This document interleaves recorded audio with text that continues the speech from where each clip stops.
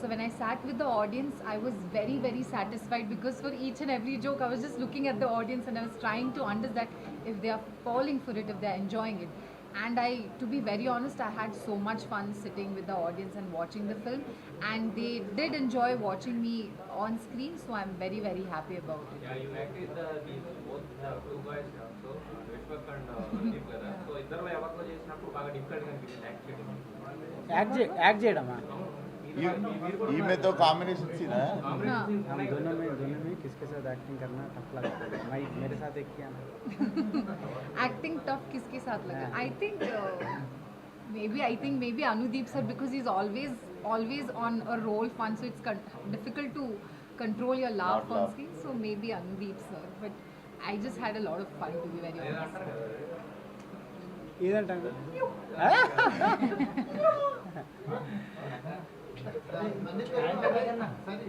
Event based గా కథని form చేసుకుంటాం స్టైల్ అయిపోయింది. యా సో మరి ఫర్దర్గా అంటే నిర్మాతలు కేవలం మిమ్మల్ని నమ్మే సినిమా కథ అనేది పక్కన పెడితే సో ఈవెంట్ బేస్డ్గా అంటే రందీప్ ఏదో చేస్తాడనే ఒక లైన్ టైప్తోనే జోకాకి వస్తుంది కదా. ఇదేమైనా మీకు బర్డన్గా మారబోతుందా కమెంట్ చేసి అంటే మళ్ళీ ఇంకో సినిమా ఫామ్ చేయడం? అట్లేం లేదండి. నెక్స్ట్ సినిమా నాకు జానర్ మారుతుంది. అంటే ఏ సినిమాకి ఏం చేయాలో అది చేస్తాం అంతే. ఇప్పుడు మీకు ఇందులో చూసుకున్న ప్రాపర్ లవ్ స్టోరీ, ఒక మదర్ ఎమోషన్ అన్నీ ఉంటాయి. కాకపోతే కొంచెం కామెడీ ఎక్కువ ఇది స్ట్రెస్ చేయడం వల్ల మీకు అవి తగ్గినట్టు అనిపిస్తాయి. లేదంటే మీకు ఒక కథకు కావాల్సిన అన్నీ ఉంటాయి. ఒక మిడ్ పాయింట్, స్టార్టింగ్, ఎండింగ్ అన్నీ ఉంటాయి దీంట్లో. ప్రాపర్ ఒక మదర్ ఎమోషన్ కానీ నెక్స్ట్ సినిమా అదే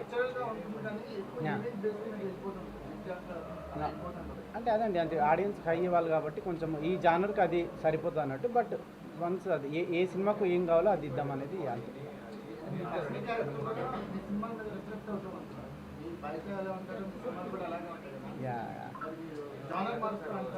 అవునవును.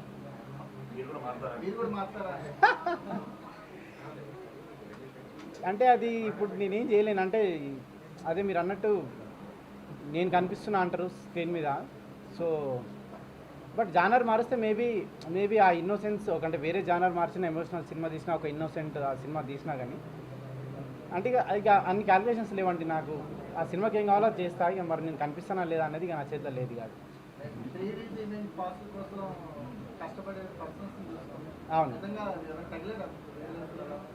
ఉంటాయి కదండి సినిమాలో. అంటే జాతిరత్నాల టైంలో మా ఫ్రెండ్స్ ప్రీ రిలీజ్ అప్పుడు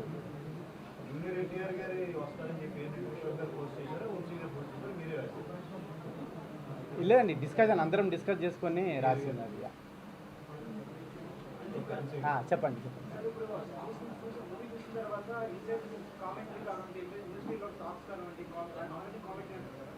సో అట్లాగంటే సర్కాజం కానివ్వండి ఒక సార్కాస్టిక్ కామెడీ అంటే అవి మిక్స్ చేసిన కాంబినేషన్ కనిపించింది.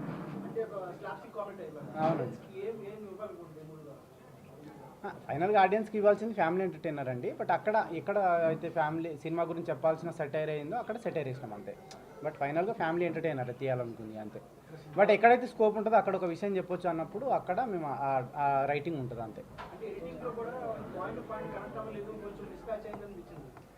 ఎడిటింగ్ అండి, ఎడిటింగ్ లేదండి. అంటే మ్యాక్సిమం ఎఫర్ట్ పెట్టే చేసినాము. మేబీ అది లాస్ట్ మూమెంట్లో అది తెలియదు. మ్యాక్సిమం అన్ని మేము ఫ్లోలో అనుకొని చేసినాము. మరి ఇక అది ఎక్కడ ఇదైంది అనేది తెలీదు. బట్ మేమైతే సాటిస్ఫైడ్ చూడాలి. మరి 2-3 ఎమోషనల్ సీన్స్ కూడా బాగానే కనెక్ట్ అయ్యాయి. అవి ఇంకా స్ట్రాంగ్గా చూపించే స్కోప్ ఉంది కదా. అసలు ఆ జానర్లోకి ఎక్కువ పోవాలని కూడా లేకుండే. బట్ ఉన్న ఎమోషనల్ సీన్కే పీపుల్ ఆర్ సర్ప్రైజ్డ్ ఈయన సినిమాలో ఎమోషనల్ సీన్ ఉందని. సో అంటే సీన్ అప్పుడు మా ఆవిడే మానిటర్ కాడ వచ్చి మామ నా సినిమాలో సీన్ అనుకోరు మామ అన్నాడు. సో ఫ్యామిలీ వాల్యూస్కి పెద్ద పీట వేసింది సినిమాలో.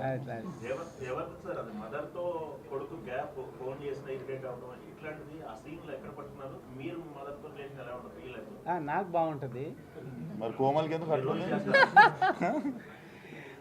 లేదంటే నేను మాట్లాడతాను. అంటే ప్రతి ఒక్కరికి ఉంటుంది కదండి. అదంటే ఇంట్లో వాళ్ళతో ఎక్కువ మాట్లాడరు కదా. అంటే ముఖ్యంగా చాలామందికి ఒక గ్యాప్ ఉంటుంది. అంటే కలిసినప్పుడు ప్రేమను చూపెట్టుకోరు, బట్ ప్రేమ ఉంటుంది. సో ఆ విషయాన్ని కొంచెం చెప్దామన్న దాంట్లో పెట్టింది. కానీ పర్సనల్గా ఒకరి నుంచి తీసుకున్నది అట్లేం కాదనమాట.